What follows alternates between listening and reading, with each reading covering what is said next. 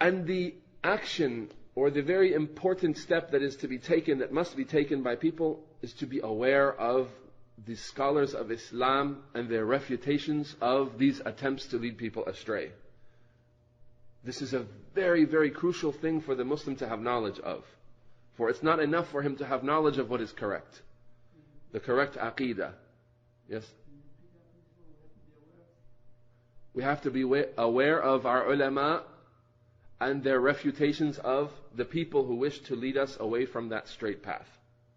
Because it's not enough for us to simply know the correct position on an issue, even if it's tied with evidences. Because we have intelligent and clever enemies, led by the crafty imam that they have, Iblis, who will always be looking for a way to find some doubt to give you, find some confusion to lead you into regarding what you know. So it's not sufficient for you just to know about the haqq, but you also must know about the falsehood, about the things that oppose the haqq, how they oppose the haqq, and how a person is to understand them, how a person is to stay away from them. How is it exactly that we understand the haqq, and how can we refute this falsehood?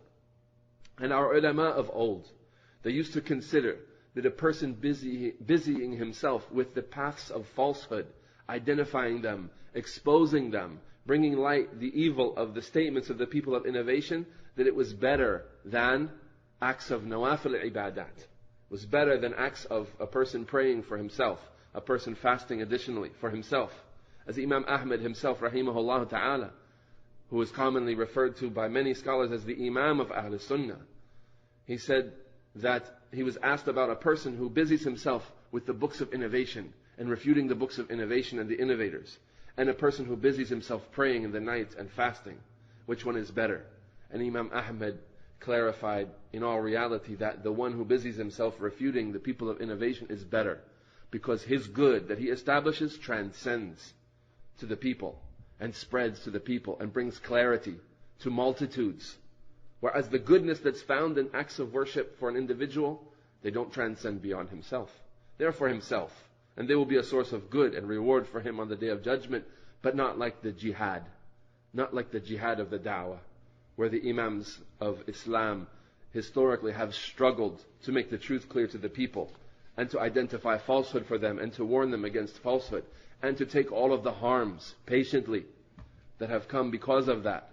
It's not like a person who stands up to pray for himself, or makes fasts in the daytime for himself. It's on a much higher level, a much greater level of dedication. Patience, knowledge, foresight is required to perform those kinds of obligations. So, upon every Muslim is to have the highest regard for the ulama who stand in those places, and take the weight of others who do not speak in these kinds of issues, and warn against the people of innovation and their ways and their methods and their books and their principles. To have a great honor for these great scholars in our hearts, to love them and realize they are the ones who are truly exemplifying love for the ummah by seeking through their very best efforts to repel falsehood from them from every path.